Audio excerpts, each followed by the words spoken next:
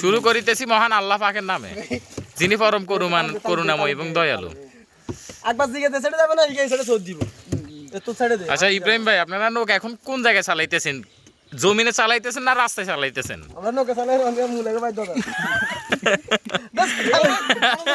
না প্লিজ আপনি আমাদেরকে একটু বলেন, যেহেতু এই এলাকার দুর্বল চালার দিকে। হ্যাঁ, আমরা এসেছি উগান্ডা থেকে। ব্যাগ কিনে দিছে কাশিম বাজার ময়দান যাইতো না ইগে দি কিতাম না সোজা যামু এটা দেখো না কত সুন্দর এল তো সামা হইলা ওরেদের কারণে। আরে 8 কিলো না দে 8 কিলো সি জন হিসাব দেছা। হ্যাঁ চলে গেছে তো সাড়ে বেশি মিশন যাবে না কিছু হইতো না দে। এলাকাটা এই যে প্রত্যেকটা বাড়ির রাস্তা এক হাঁটু পরিমাণ পানি, হাঁটু পরিমাণ পানি। আমাদের সাথে আছে গাজীপুর থেকে আগত। গাজীপুর আপনি কোথায় লেখাপড়া করেন? ইঞ্জিনিয়ার কাদের মিয়া। ও ইঞ্জিনিয়ার কাদের, আমার ছোট ভাই ইঞ্জিনিয়ার কাদের লেখাপড়া করে কিসে? Gazipur mechanical engineering. দেছা।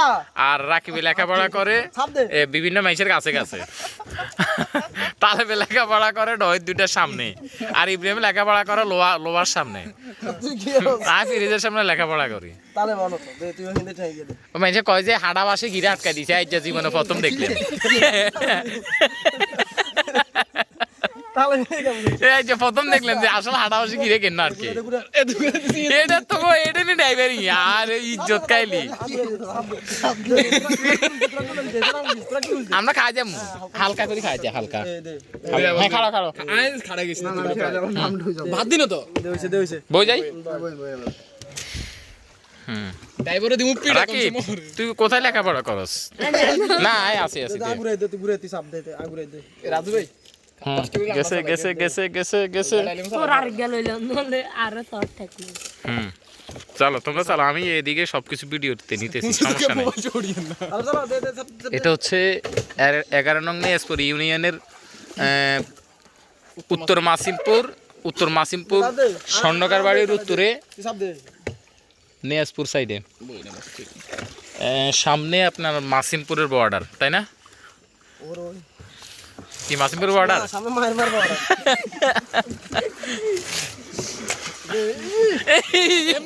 কেমন করি এলার আবের কাটা দিতে নৌকা চালারই নাকি নৌকা ক্যান্সার রাজু ভাই নৌকা চালাইতে সাপ সব ওই সরি না হেগুন এই তোরা রিল্যাক্স আগে নৌকাটা সোজা কর। বেগুন সোজা করে আবইতে মারে মগাইতে বই করে আচ্ছা দে তো তুই আর কবি না বল, আমি বইতে মারি না। যাইতো ওইদিকে ঘুরে গুলো লাগবে না